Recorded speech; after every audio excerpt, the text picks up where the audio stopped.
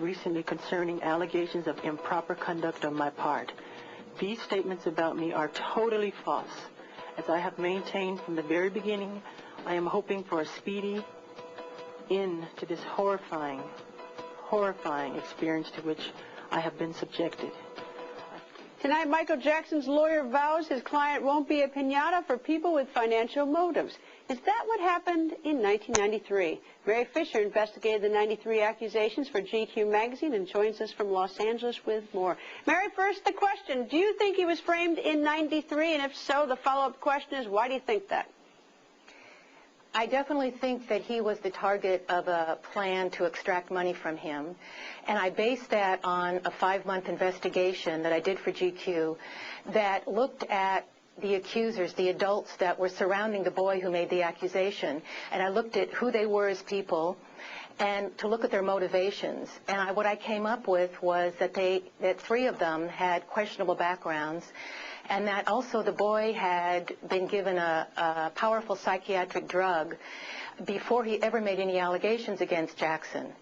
And so there was a lot of evidence that hadn't come out before that strongly suggested that Jackson was the target of extortion.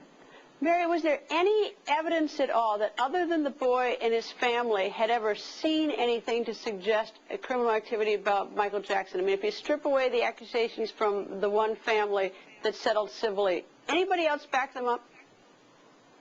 There was no other corroborating evidence, as there often is in these cases of alleged child molestation.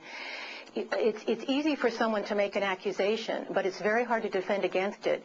And that's because often there's no other evidence. There's the say-so of a child surrounded by adults who encourage the child to make these statements for their own motivations.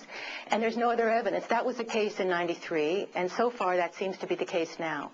In the 93 case, did the family first go to a lawyer for civil damages for money before they went to the prosecutor? That's exactly right. The interesting thing is, if the parents of the first boy had genuinely believed that their son had been sexually molested by Jackson, you would think the first thing they would think to do would be go to the police. But they didn't do that.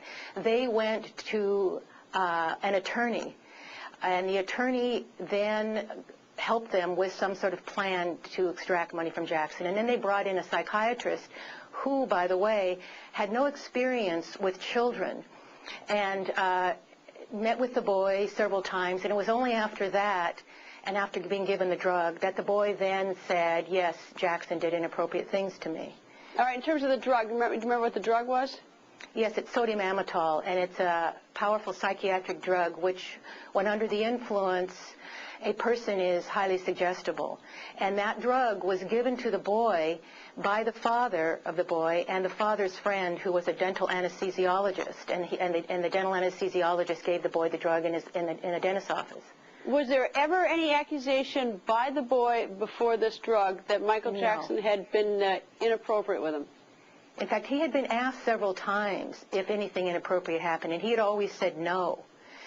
And then again, and this is what happens in some of these cases, in these instances, that a series of adults, whether it's police, the parents, psychiatrists, surround a child, and the child becomes influenced by these adults. And often there are false accusations that come out of this. All right, this family, I mean, the mother and father are not married, right? There was also that element to it, that the family was falling apart. Exactly right. In the first case, the parents were involved in a bitter custody and divorce battle. Also what happened is that Jackson had befriended the father and the boy and then got busy, moved on, and the father was disgruntled about the fact that Jackson was no longer as close to him as he had once been. That seems to be a parallel in this new case. And also in this new case, the fact that the parents did not take the boy or call the police, but they took him to a lawyer, a civil lawyer. And the lawyers, is there any parity or similarity?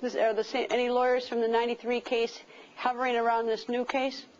Well, the civil lawyer for the boy in the first case is also the attorney who the parents, the mother of this current boy took him to.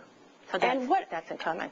All right, and so what has happened to the family? Any quick update where he's now a young man, was a boy back then, 93. What's he up to?